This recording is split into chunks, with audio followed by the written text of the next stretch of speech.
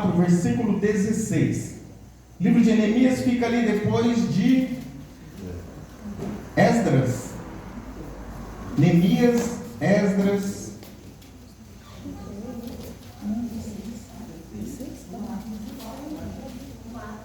Esdras 4,16. Fica depois de Crônicas, acabou o livro de Reis, Crônicas, Esdras, Neemias. Neemias quer dizer Deus consola, amém? Glória a Deus. Neemias quer dizer Deus consola. Livro de Neemias, capítulo 4, versículo 16. Vamos esperar todos encontrarem para a glória de Jesus, amém? Uma palavra poderosa nessa noite que vai falar aos nossos corações. Com certeza, você tem planos, você tem projetos. Você lançou a mão na obra. Os opositores vão se levantar, mas vão levantar para cair, amém? Glória a Deus. A palavra de Deus diz assim: e aconteceu que desde aquele dia, metade dos meus moços trabalhava na obra, e a outra metade deles tinham as lanças, os escudos, os arcos e as armaduras, e os chefes estavam por detrás de toda a casa de Judá. Os que edificavam o muro e o que traziam as cargas, e os que carregavam cada um com uma mão, fazia a obra e na outra tinha as armas. E os edificadores, cada um trazia a sua espada cingida ao lombo, e edificavam, e o que tocava a trombeta estava junto comigo. E disse eu aos nobres e aos magistrados, e ao resto do povo: grande e extensa é a obra, e nós estamos apartados do muro, longe um dos outros. No lugar onde ouvis o som da buzina, ali vos ajuntai conosco, nosso Deus pelejará por nós. Assim trabalhamos na obra, e metade deles tinha lança, desde a subida do dia, o começo do dia, até o fim, ao sair das estrelas. Amém. Glória a Deus, meus queridos, podemos assentar, amém? Glória a Deus, aleluia. Coloque a mão no seu coração, irmãos. Vamos fazer uma oração a Deus, porque nós estamos aqui para adorar a Deus, glorificar a Deus. Você tem um projeto na sua mão, eu tenho um projeto, você tem um sonho. Olha aí, o nosso irmão Gerson, a nossa irmã Jumara, estão com um projeto a longo prazo de permanecer, firmar raízes. Nós também temos projeto. Feche o seu olho e ore a Deus, colocando nas mãos do Senhor os seus sonhos, os seus projetos. Por mais simples que ele pareça ser para o outro, mas para você é importante, amém? Senhor, meu Deus e meu Pai, soberano e eterno Deus, neste momento a tua igreja, papai, está com as mãos, papai, no coração, papai.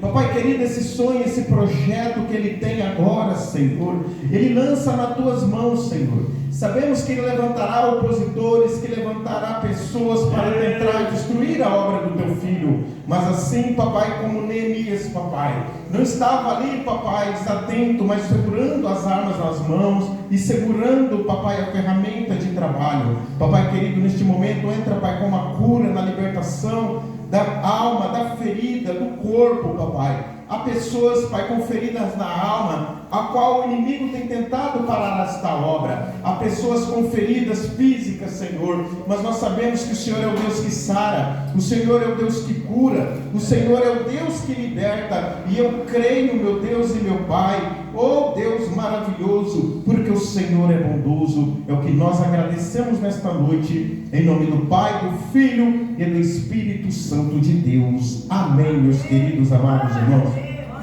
Meus queridos, a palavra que Deus trouxe ao nosso coração vai falar sobre projetos, porque nós sempre iremos encontrar oposição quando decidimos construir algo. Sempre iremos encontrar pessoas que se oponharão, se colocarão contra os nossos sonhos, nossos projetos.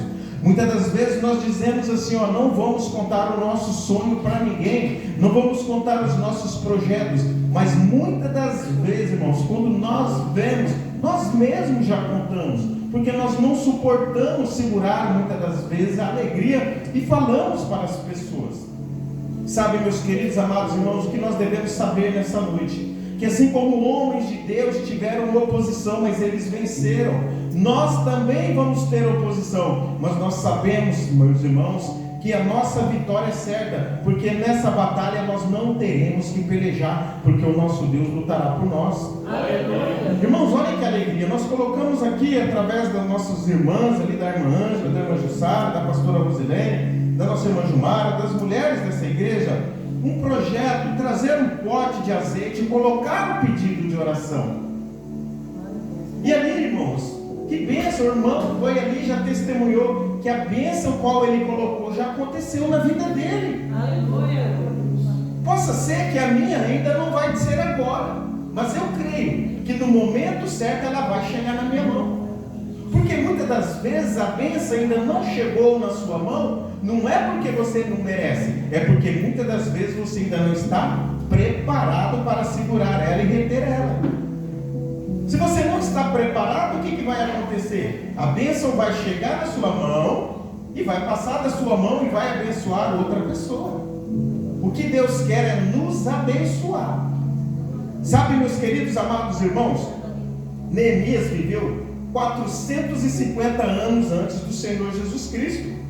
Sabe, meus queridos amados irmãos, ele viveu 450 anos.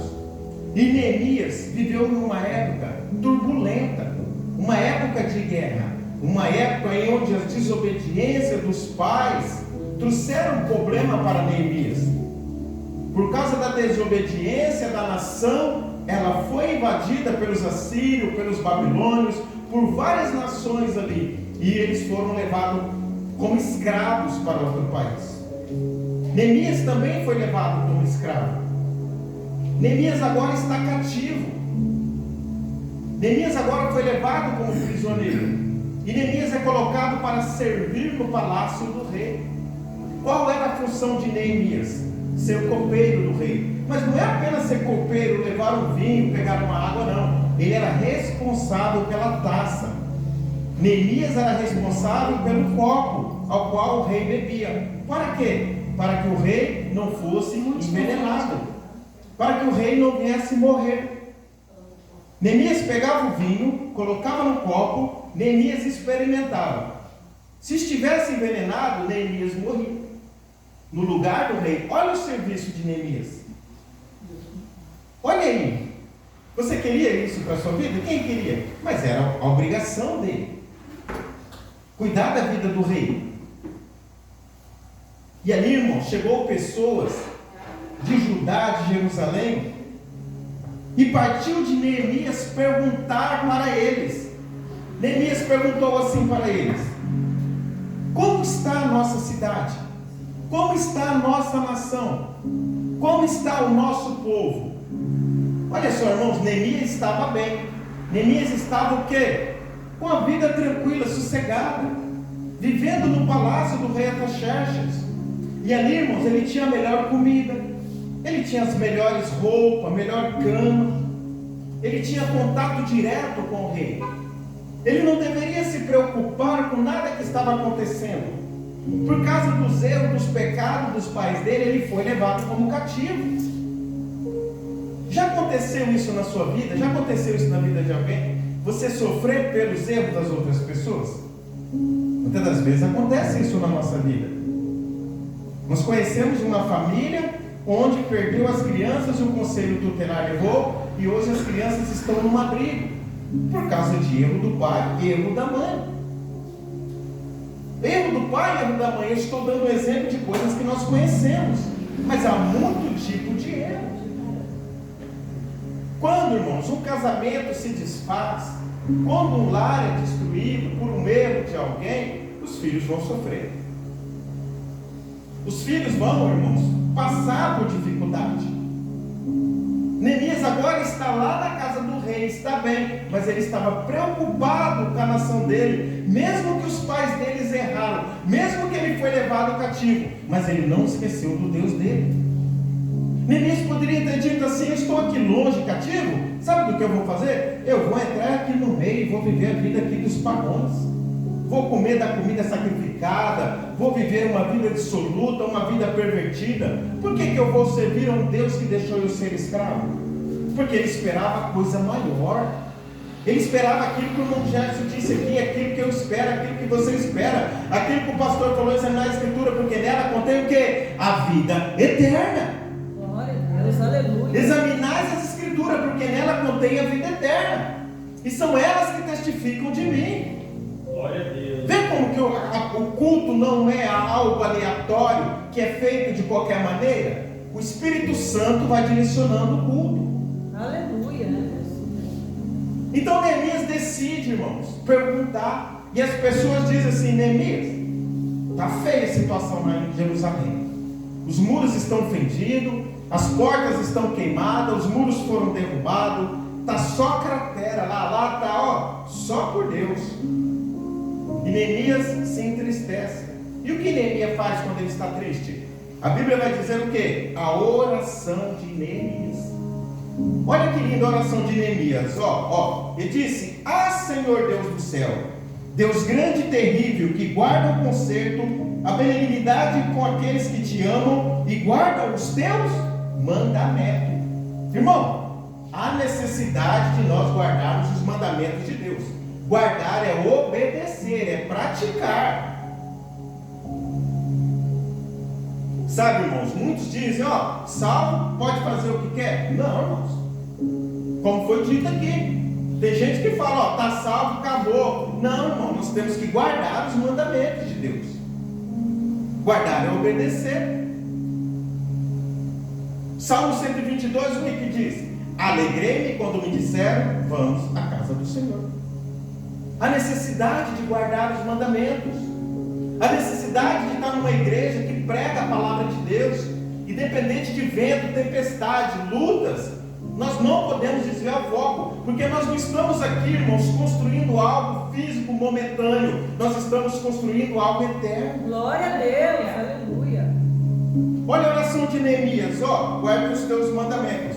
Estejam, pois, atentos os teus ouvidos, os teus olhos abertos para ouvires a oração do teu servo, que hoje eu faço perante ti, de dia e de noite, pelos filhos de Israel, teu servo, e faço confissão pelos pecados dos filhos de Israel, que pecamos contra ti. Também eu e a casa de meu pai pecamos. Uma pessoa convertida reconhece os seus pecados. Uma pessoa que se converteu realmente, guarda os mandamentos de Deus, ela sabe que ela ainda peca, mas ela não vive uma vida de pecador. Irmão, nós podemos tropeçar, mas não viver uma vida de tropeço. Nós não podemos viver na prática do pecado. E nós sabemos que ainda nós pecamos. Nós pecamos de várias formas. Deixar de fazer o que é a vontade de Deus já é pecado. Já é um pecado. A oração de Neemias é reconhecendo que ele é um pecador. Nós precisamos saber que nós somos pecadores. Jesus levou sobre si todos os nossos pecados. Nenhuma condenação há para aqueles que creem em Jesus. Não tem condenação para nós. Nós sabemos disso. Mas isso não nos dá liberdade de viver uma vida de pecado. Neemias vai orar e antes ele vai reconhecer os erros dele. Não adianta eu, irmãos, ajoelhar e só pedir, clamar e não reconhecer os meus erros, as minhas falhas, e pedir: Senhor, tem misericórdia de mim, miserável homem que sou. E depois Neemias, irmãos, que ele acaba de fazer a oração de Deus, ele vai fazer o que? Ele vai agir. Porque é preciso tomar oração, fazer oração e tomar atitude. Não adianta só você orar, porque já chama oração. É orar, mas agir.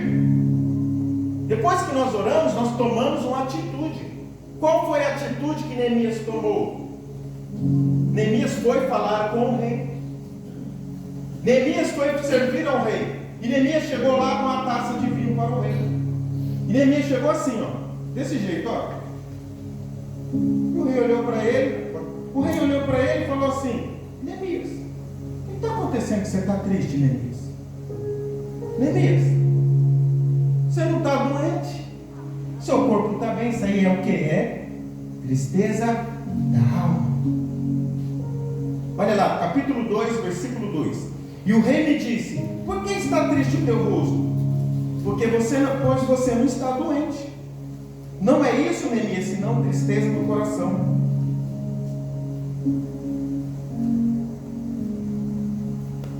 Irmãos, se nós servimos a Deus só quando tudo está bom, que tipo de servo que nós somos? Se nós servimos a Deus só quando está chovendo na nossa horta, será que realmente nós amamos a Deus?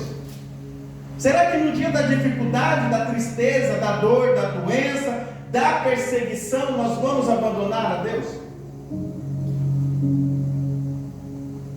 Porque muitas das vezes nós acordamos tristes, mas temos que ir trabalhar. Tantas vezes brigamos com a mulher, brigamos com o filho, brigamos com o vizinho, brigamos com todos, mas nós temos que ir para o serviço. Quando é para as coisas de Deus, basta uma vírgulazinha, nós já queremos abrir mão. E nós não podemos ser assim, se nós realmente temos o nosso nome escrito no livro da vida. Nós temos que vencer as dificuldades para estar diante de Deus. Glória a Deus. Olha, Neemias, essa sua tristeza da alma, porque tem tristeza da alma. Nós estamos vivendo a época das pessoas deprimidas, depressivas. Mas Jesus cura. Glória a Deus. E Neemias disse assim para o rei: ó rei, lá na minha casa, lá na minha terra, está assim, assim, assim. Se o senhor liberar, eu vou para lá. E o rei disse assim: você vai, mas você volta. Demorou 12 anos para Neemias voltar para o rei. Sabe, meus queridos, Neemias foi. Neemias disse para o rei assim: rei, antes de eu ir, dá para o senhor me dar umas cartas aí, para mim ir passando pelo território, indo pelo caminho, pegando madeira, pegando suprimento para me reconstruir minha cidade? O rei disse: está aqui, Neemias, toma aqui.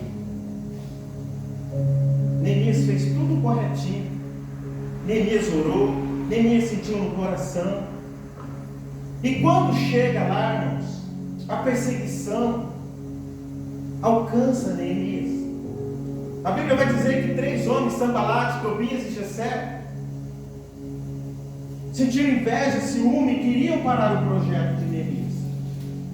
Hoje você vai começar algo e pode ter certeza, vai levantar opositores. Muitas das vezes, irmão, você não pode fazer nada. Ninguém reclama, ninguém fala, ninguém te ajuda, ninguém te dá opinião. Mas quando você começa a construir algo, as pessoas querem te parar.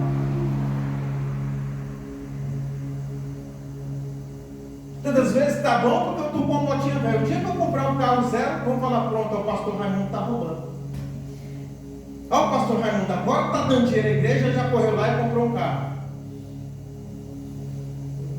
As pessoas são assim, não só na minha vida, mas na sua também. E nós temos que estar preparados para isso. Nós temos que estar preparados para as oposições. Neemias cruzou, irmãos, toda aquela estrada, todo aquele deserto, toda a longitude para chegar lá, para fazer algo, para chegar lá e encontrar oposição. Neemias não sabia que ia ter oposição, ele sabia, mas mesmo assim ele foi. Irmão, Jesus veio, Jesus sabia que ia ter oposição, mas Jesus não desistiu. Eu e você não podemos desistir daquilo que Deus colocou na nossa mão para fazer. Glória a Deus, aleluia. Quantos projetos as pessoas começam e param na metade? Quantas pessoas começam algo e param na metade? Não vamos dizer só de obra física, não, vamos dizer de todo tipo de obra.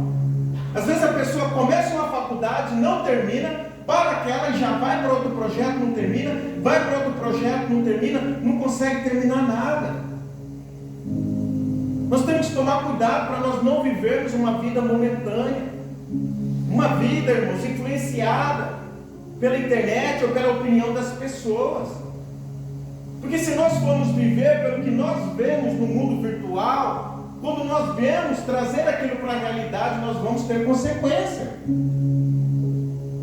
Ah, a igreja está isso, a igreja está aquilo. Não, irmãos, a igreja somos nós. Não importa o que as pessoas dizem, nós vamos continuar firme, caminhando, fazendo a obra do Senhor, construindo algo eterno. Glória a Deus. Até porque a salvação é individual. Deus morreu por nós todos. Jesus veio e fez o sacrifício por nós todos, sim. Mas cabe a cada um de vocês escolher qual caminho você quer seguir. Moisés colocou o povo e falou para o povo: ó, hoje eu coloco diante de vocês a bênção e a maldição, a vida e a morte. Mas eu digo, escolhe a vida. Nós devemos escolher coisas boas que vão nos levar para o céu. Neemias chega lá e começa a construir. Tobias, Sanbalate e Gesem pegam e escrevem cartas para o rei, dizendo que ele queria levantar o quê? Se fazer rei e se rebelar contra o rei. Chega um decreto que para a obra. E agora ele vai ter que explicar tudo novamente. Mas o que eu acho lindo na história de Neemias é que ele não desistiu. Glória a Deus, aleluia. Porque vem oportunidades, vem lutas, vem prova. E muitas das vezes nós dizemos assim: vou parar. Ah não, vou abandonar. Estão me perseguindo demais. Não dá desse jeito. Mas se o próprio Senhor Jesus foi perseguido, Neemias foi perseguido, Moisés foi perseguido, o grande rei Davi foi perseguido. Pegaram pedras para tirarem Davi. A cidade ao qual aplaudia ele, ao qual amavam ele, quando viram que foram levadas as mulheres, as crianças como escravos, quando Davi chega na cidade ali, eles pegam pedras para apedrejar e matar Davi. Davi diz: não, calma aí, nós vamos lá e vamos resgatar. Se nós formos vivermos de momento, nós não vamos viver uma vida.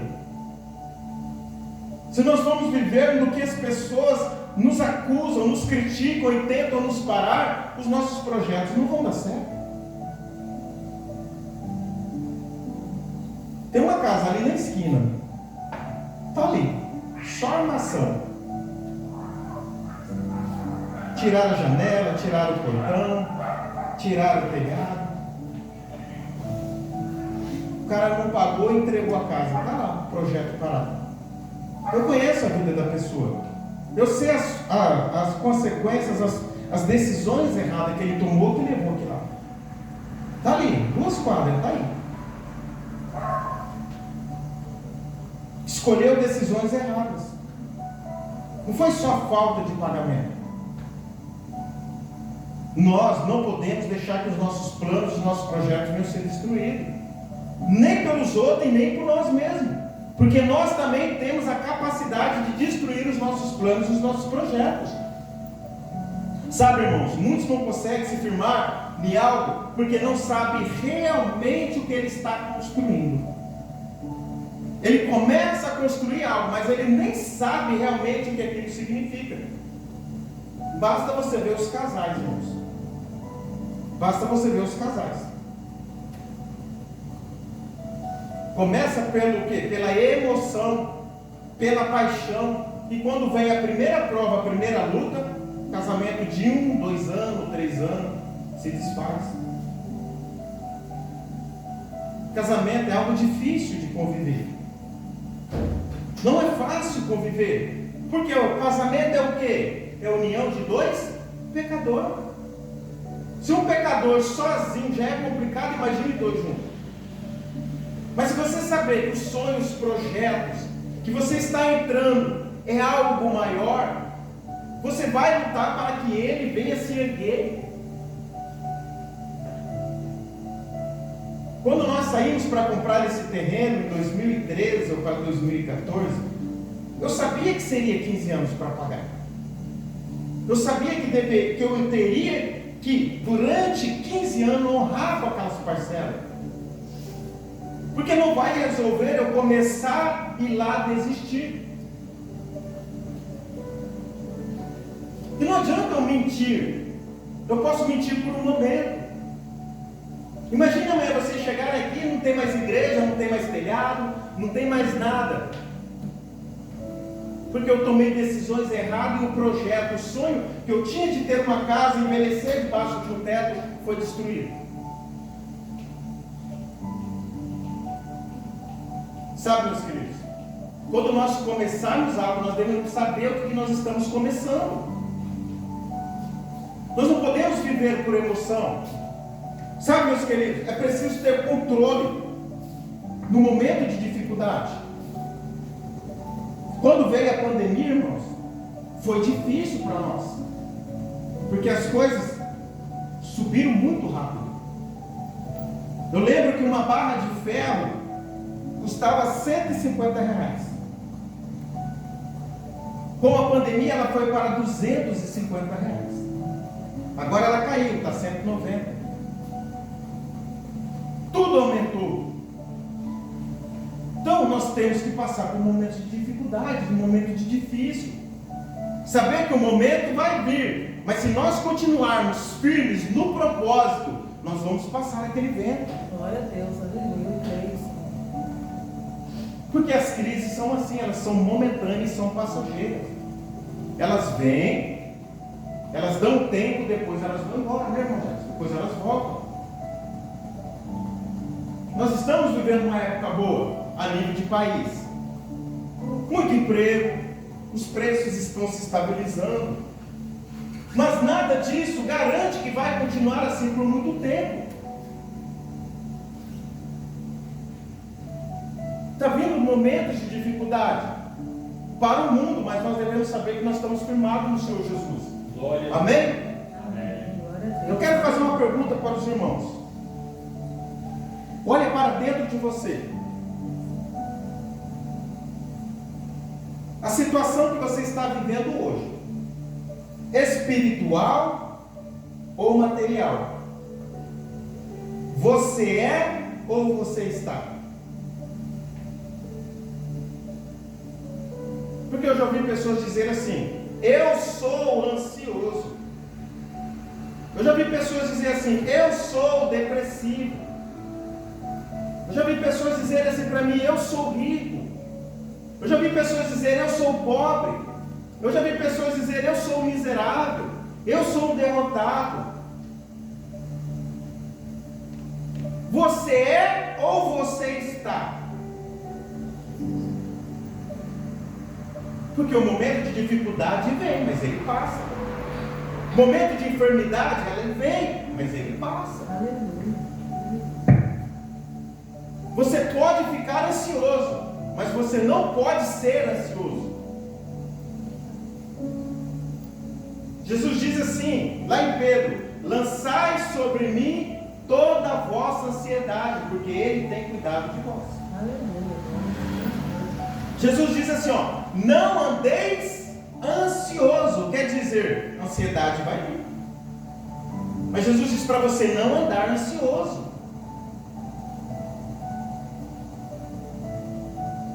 Você é ou você está? Nós não podemos ser pessoas derrotadas. Nós podemos estar passando um momento de derrota, um momento de dificuldade, um momento de luta, mas nós não somos uma pessoa derrotada. Glória a Deus. Nós não somos uma pessoa miserável. O apóstolo Paulo escreveu assim, ó: já tive fartura, bonança, mas também já passei por fome, falta de roupa.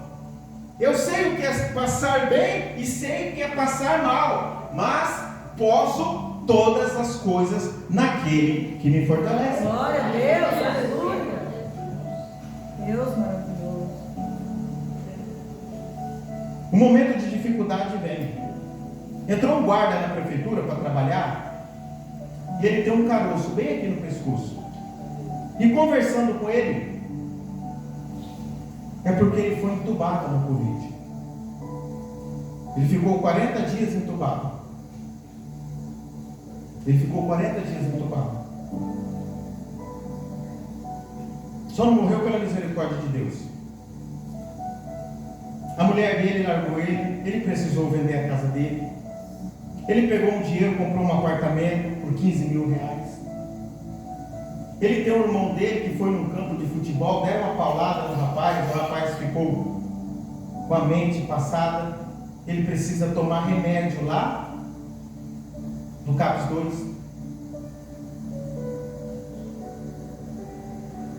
Esse irmão dele era cuidado pela mãe dele, que morreu e agora foi morar com a irmã. Não deu certo de morar com a irmã, está morando com ele.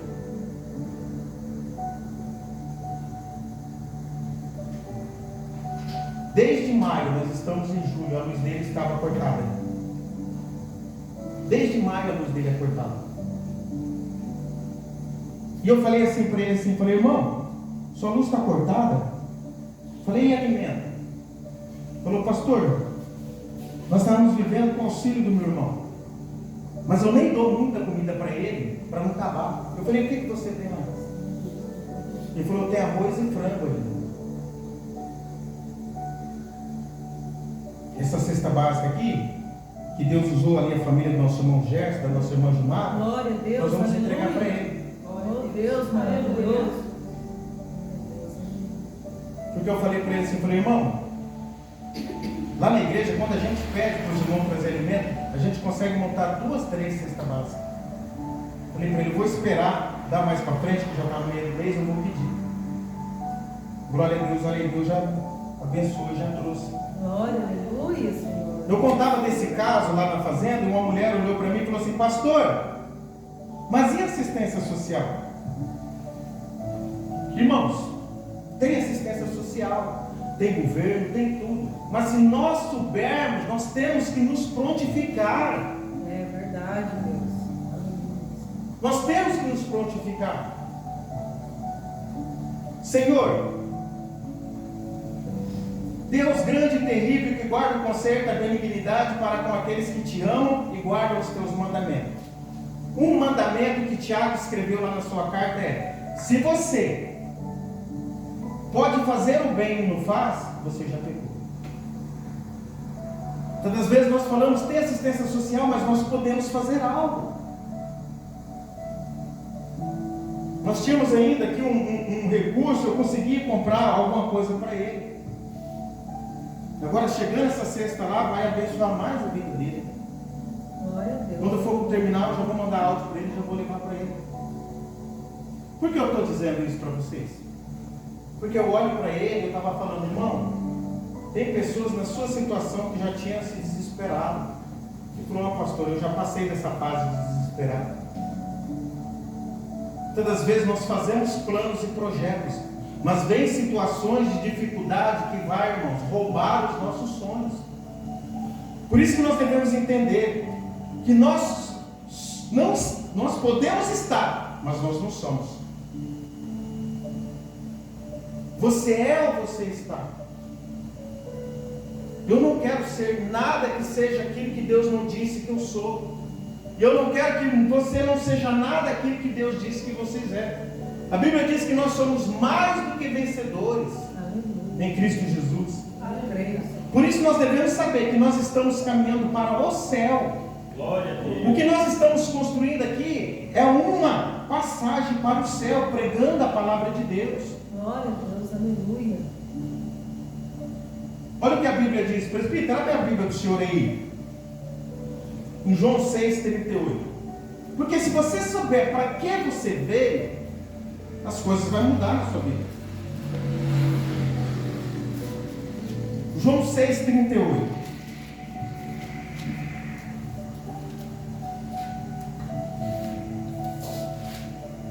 Pode ler, meu irmão. Porque eu desci do céu não para fazer a minha vontade, mas a vontade daquele que me enviou. Aleluia. Vamos aplaudir Jesus, irmão. Quando Jesus desceu da glória, quando ele se despiu da glória e se fez homem carnal, como eu e você, carnal, físico, ele sabia para que ele veio. Jesus sabia de tudo que ia passar por ele.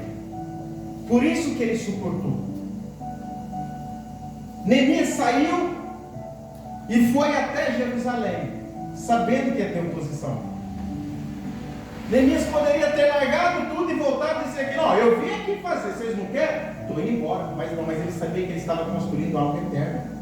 Glória a Deus. Jesus disse, porque eu desci do céu não para fazer a minha vontade, mas para fazer a vontade daquele que me enviou, que é Deus. A igreja não vontade do pastor. A igreja não é para fazer a vontade da pastora, dos irmãos. A igreja é para fazer a vontade de Deus. Glória a Deus, aleluia. Por isso que nós, como servos e crentes do Senhor, nós não podemos desviar nem para a esquerda e nem para a direita. Nós não podemos barganhar com a noiva do Cordeiro. Que é uma igreja de família. As pessoas são casadas, a pessoa tem seu marido, tem sua esposa. Ninguém gosta, irmão, que toca na sua noiva. Ninguém gosta que toca na sua noiva. Você acha que Deus vai gostar que nós toquemos na noiva dele? Se nós estamos preparando a noiva, nós somos amigos do noivo, que noiva nós vamos entregar para Deus? Quando Jesus vir, que tipo de noiva que nós vamos entregar? Cheia de mancha, cheia de sujeira, violada, mexida? Não, nós estamos construindo o quê? Para entregar uma noiva pura, santa e sem tocar nela. A igreja não é do político A, do político B. A igreja não é da denominação tal, a igreja é de Jesus. Glória a Deus, aleluia. É triste ver a igreja se perdendo pelo momento que passa. O momento passa, mas a igreja permanece. Glória a Deus. A igreja está aqui há 2000 anos. Oh, aleluia, Deus. A igreja foi perseguida de várias formas, mas a igreja permanece. Glória a Deus. Porque o que Jesus veio construir, eu desci do céu, não para fazer a minha vontade, mas a vontade daquele que me enviou. Olha o que o apóstolo Paulo escreveu em 1 Coríntios capítulo 3, versículo 6. Irmãos, toma essa palavra, para nós vivermos ela. Eu plantei, Apolo regou, mas Deus deu o crescimento. Pelo que nem o que planta é alguma coisa, nem o que rega, mas Deus que dá o crescimento. Ora, o que planta e o que rega são um, mas cada um receberá a sua recompensa segundo o seu trabalho. Porque nós somos cooperadores de Deus.